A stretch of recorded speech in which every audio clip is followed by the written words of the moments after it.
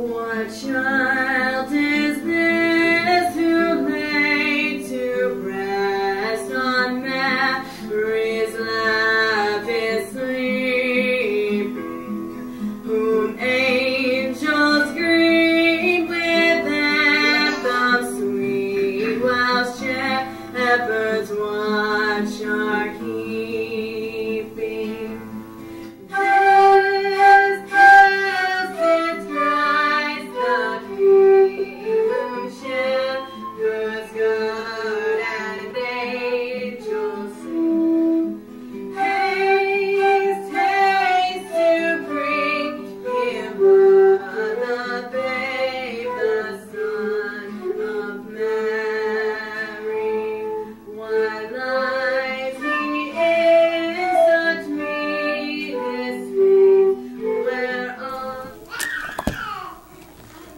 Okay, good morning everyone, and even though there's not people on the internet out there to talk to, we're still recording, so I'm still going to look up at the camera a little bit.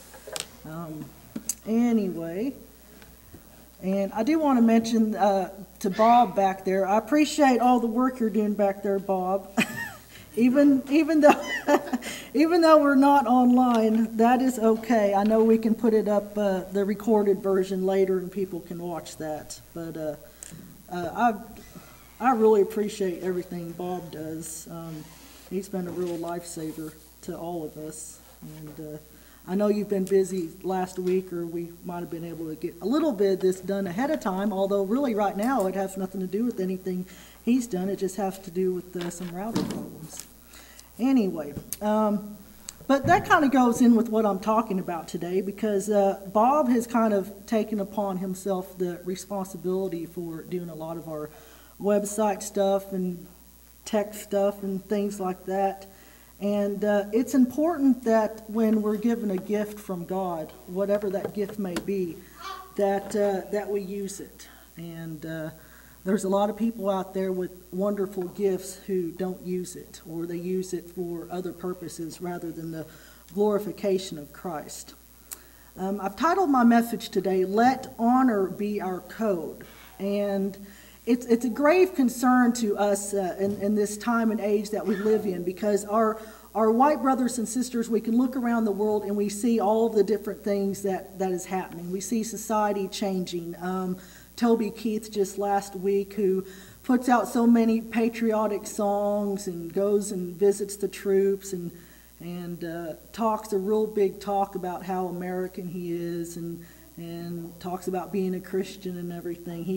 He came out and said he doesn't understand what the big fuss is about gay marriage. If they want to get married, let them get married. If they want to serve in the military, let them serve in the military. So it's disheartening to see people, even a person like Toby Keith. Personally, I've never really cared for him that much myself, but there's a lot of people that admire him just because they consider him to be, a good old boy, a patriotic, red-blooded American working class type guy who's honorable, and yet he comes out and, all these people that listen to his music, that's an influence on them. All these, young country music listeners out there, teenagers and stuff like that, people who might have had a little bit of a problem with the homosexual stuff that's going on in society, they're going to look at that and they're like, well, hey, if Toby Keith thinks it's all right, then makes me wonder about Toby Keith now, Anyway. That old saying, if thou doth protest too much. Anyway, so we have situations like that. We have men and women who we thought we could look up to, turn their backs on issues that are important to us. We're living in a modern Sodom and Gomorrah, and we're living in the days of Noah. Race mixing is flourishing. It's being promoted, and it's being flaunted in the churches, not just here in America, but worldwide. And I don't have to, cover everything that's happening.